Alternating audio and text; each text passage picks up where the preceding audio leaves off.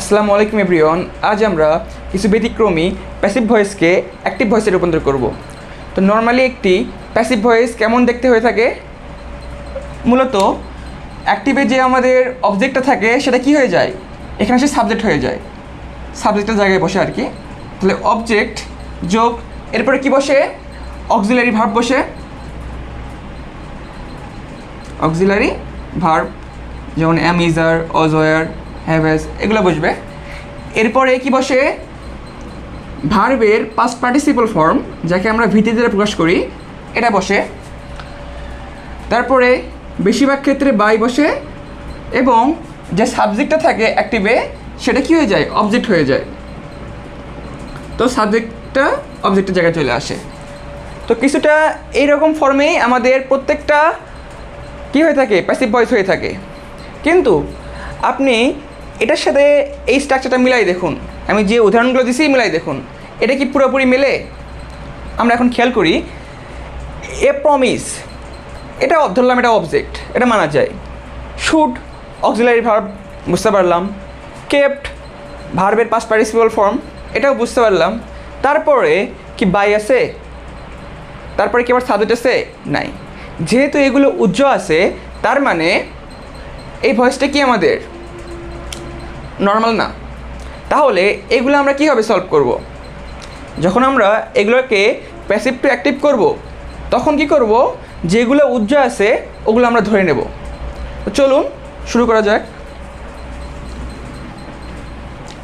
প্রথমটা কি বলছে আমাদের, a promise should be kept.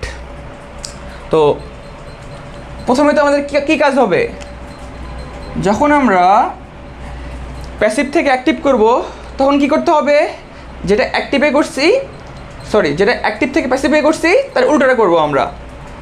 তাহলে এখানকার যে অবজেক্টটা ছিল সেটা সাবজেক্টের জায়গায় চলে আসবে। তাহলে যেহেতু এখানে আমাদের অবজেক্টটা উজ্জ্বল আছে, ধরলাম এটা বাই ডট কিছু একটা আছে এখানে। যেহেতু কিছু নাই আমরা ধরতে পারি অন অবলিক সামন অবলিক সামবডি।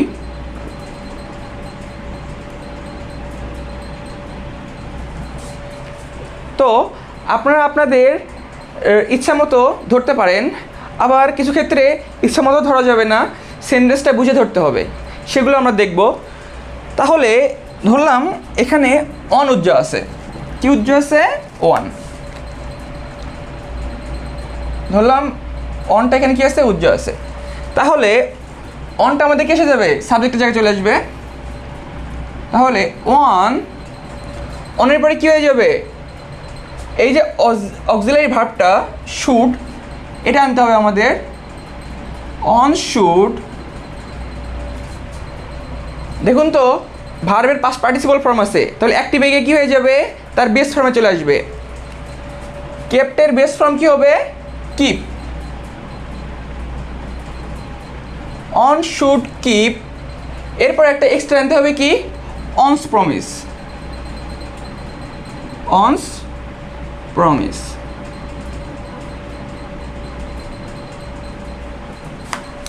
তো এটা আমাদের কি হয়ে গেল, অ্যাক্টিভে চলে আসলো। তো এইভাবে আমরা নেক্সটটা দেখি, my pen has been stolen. দেখুন তো মাই পেন বুঝলাম এখানে অবজেক্ট আছে, হ্যাজ বিন এটা বুঝলাম অক্সিলারি, স্টোলেন V3, তারপরে কি আছে, বাই আছে, বাইরের পরে কি কোনো সাবজেক্ট আছে, নাই। তাহলে কি করতে হবে আমাদের, ধরে নিতে হবে।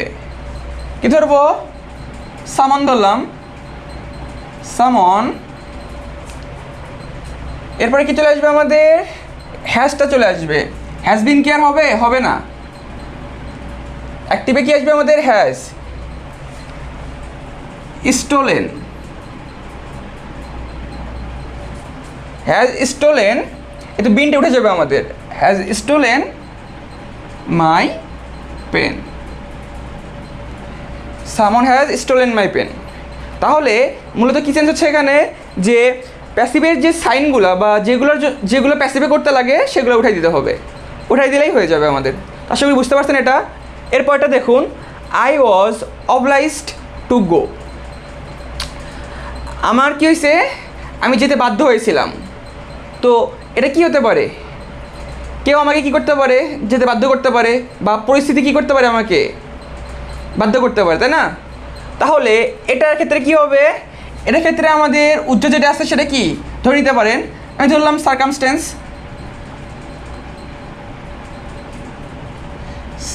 সার্কামস্টেন্স বা পরিস্থিতি যেটা ওয়াজ অবলাইজড আছে, এটাকে অ্যাক্টিভ করলে কি হবে, সার্কামস্টেন্স অবলাইজড, তারপরে কী হবে obliged.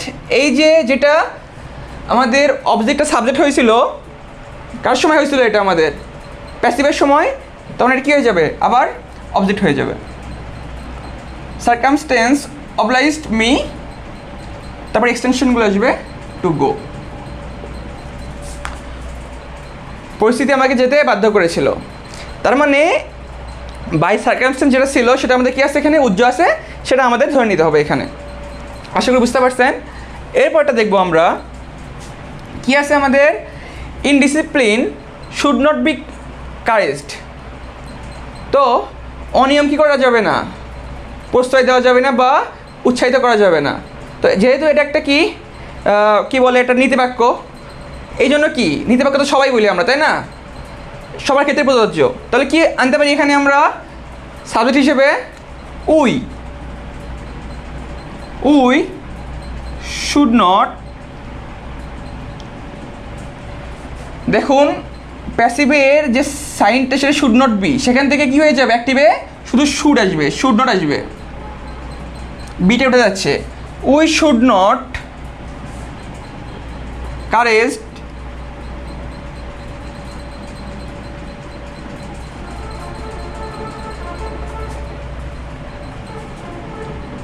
Courage indiscipline.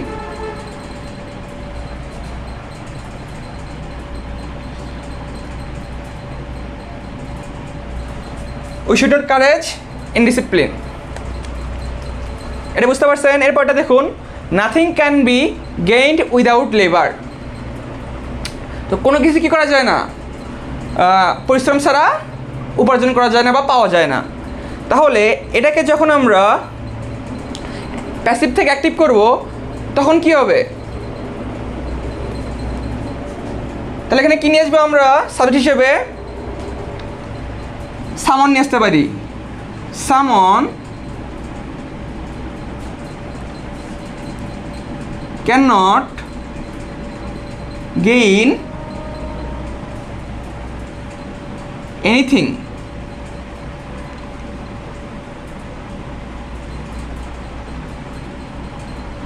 someone cannot gain anything কি হবে someone cannot gain anything without labor।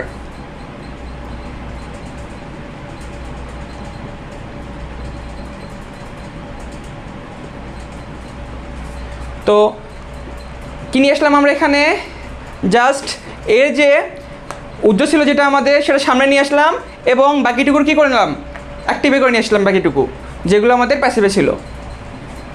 তো এটা একটু হালকা ব্যতিক্রমী ছিল, দেখে নিতে পারেন। পরেরটা দেখুন কি বলছে, the lion is called the king of beast. তো সিংহকে কি বলা হয়, পশুদের রাজা বলা হয়, তাই না? তাহলে এটা কে বলে, আমরাই তো বলি, মানুষেরা বলে, তাই না? তো পিপল আসবে এখানে, যখন আমরা প্যাসিভ থেকে অ্যাক্টিভ করব তখন কী আসবে, পিপল। ইজ কলটা উঠে গিয়ে কী হয়ে যাবে, শুধু কল আসবে, তাই না? People call lion the king of beast. যেহেতু লায়ন নিজে তো বলতে পারবে না, আমাদেরকেই তো বলতে হবে, এই জন্য আপনারা উই নিয়ে আসতে পারেন, পিপল নিয়ে আসতে পারেন, আপনাদের ইচ্ছা। এরপরটা আমরা দেখব, পরেরটা দেখুন কি বলছে, Rome was not build in a day. এরপরে কী হতো, বাই রোমান্স, তাই না? তো যেহেতু রোম একদিনে তৈরি হয়নি, কাদের দ্বারা, যারা রোমের বাসী তাদের কি বলা হয়? রোমান্স বলা হয়, তাই না? তো আমাদের সাবজেক্টটা কী হয়ে যাবে এখানে তাহলে? যদি আমি প্যাসিভ থেকে অ্যাক্টিভ করি, দ্য রোমান্স চলে আসবে। দ্য রোমান্স কি হবে? অজ উঠে গিয়ে কি আসবে এখানে? Did not. The romance did not build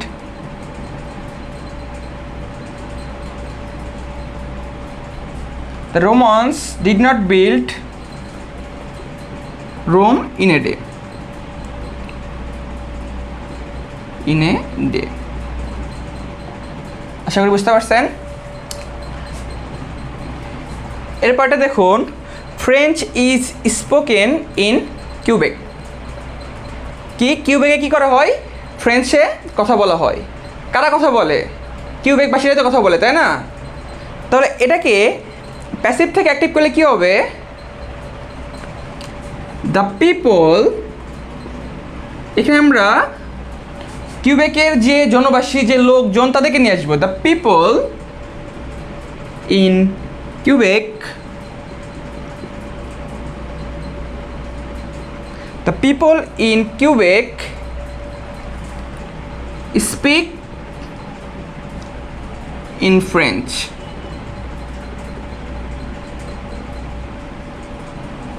তাহলে আমরা যদি সেন্টেন্স বুঝতে পারি, তার কি সাবজেক্টটাকে বের করতে পারবো।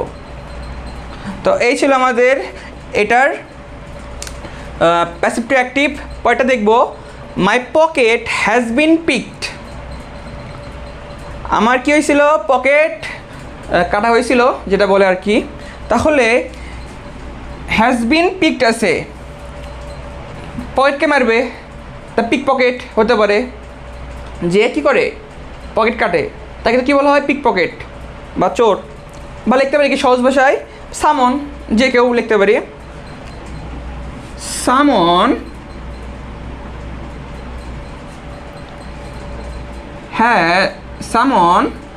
Has picked. এখানে বিন উঠে গিয়ে কি থাকবে? শুধু হ্যাজ থাকবে। Someone has picked my pocket. আপনি লিখতে পারেন পিক পকেটে লিখতে পারেন, সমস্যা নেই। এরপরটা দেখুন, a cow is had by me. তাহলে এটাকে করলে কী হবে? খুব ইজি মনে হচ্ছে, এটা খুব ইজি, তাই না? কী হবে? এই যে অবজেক্ট আছে, সাবজেক্ট হয়ে যাবে। কী হবে? আই। ইজ হ্যাড আছে, এর সাবজেক্টিভ, সরি, এর অ্যাক্টিভ ফর্ম কী হবে? Have a cow. কত ইজি, তাই না? আসলে কি এটা হয়েছে? এটা হয়নি। কেন হয়নি? এর প্যাসিভ ফর্মও হয়নি, এর অ্যাক্টিভ ফর্মও হয়নি। আপনাদের বুঝতে হবে, সব বাক্যের অ্যাক্টিভ টু প্যাসিভ হয় না। তো কাদের অ্যাক্টিভ টু প্যাসিভ হয় না? ট্রানজিটিভ ভার্ব, শুধুমাত্র ট্রানজিটিভ ভার্বের অ্যাক্টিভ টু প্যাসিভ বা প্যাসিভ টু অ্যাক্টিভ হয়। এছাড়া ইনট্রানজিটিভ ভার্ব যেগুলো আছে, এগুলার অ্যাক্টিভ টু প্যাসিভ কখনো হয় না। ট্রানজিটিভ বা ইনট্রানজিটিভ ভার্ব কারা? ইনট্রানজিটিভ ভার্ব তারাই যারা কি করে? যারা মূলত কোনো কার্য সম্পাদন করে না, শুধু অবস্থান বোঝায়। যারা কার্য সম্পাদন করে তারা ট্রানজিটিভ, যারা করে না তারা ইনট্রানজিটিভ। তার মানে ইনট্রানজিটিভ ভার্ব যেগুলোতে থাকবে, সেগুলোতে আমাদের কি হবে না? অ্যাক্টিভ টু প্যাসিভ হবে না। তো খুব খেয়াল রাখতে হবে, যদি কখনো আমাদের এরকম কোশ্চেন দেয়, সেগুলোতে কি হবে না? তাদের অ্যাক্টিভ প্যাসিভ হবে না। তো এই ছিল আমাদের আজকের ক্লাস। আপনাদের যদি ভালো লেগে থাকে অবশ্যই আমাকে কমেন্টে জানাবেন। আর যদি ইনট্রানজিটিভ ট্রানজিটিভ ভার্ব নিয়ে আরও বিস্তারিত জানতে চান, আমাকে জানাতে পারেন। তো এই ছিল আজকের ক্লাস। ধন্যবাদ। আসসালামু আলাইকুম।